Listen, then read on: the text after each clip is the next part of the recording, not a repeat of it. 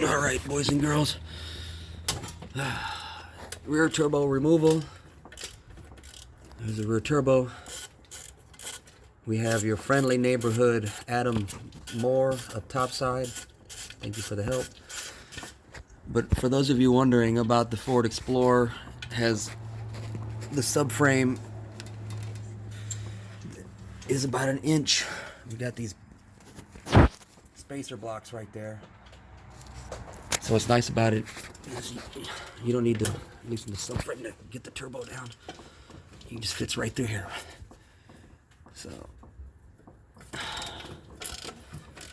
ready? You got that top oil line? I'll hold. Yeah, it's gonna wiggle it now. Okay.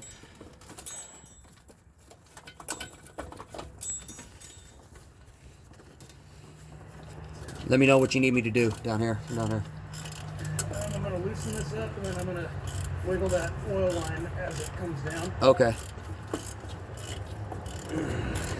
So we're almost to the end. All right, I'm gonna take a pause here. This stud came out too. Okay.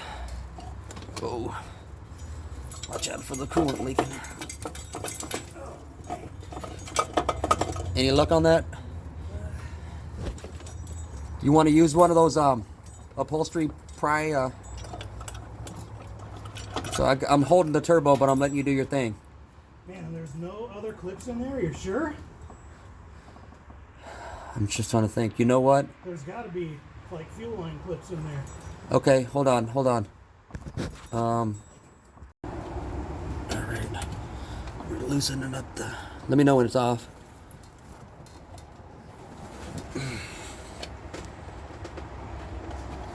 Close. What's that? It's got to be getting close. All right. Yeah, hold on.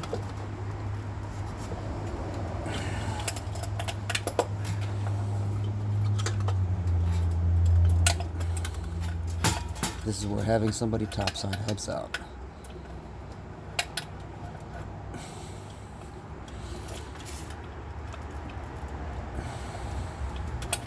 Get back on there. What's that? Oh. I'm trying to hold it up there for you. Okay. You got it? I think so.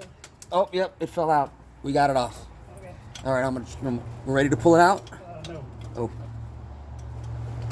Because this line is still kind of. Oh, shoot. Okay. Now it's ready to go down. Okay. All right.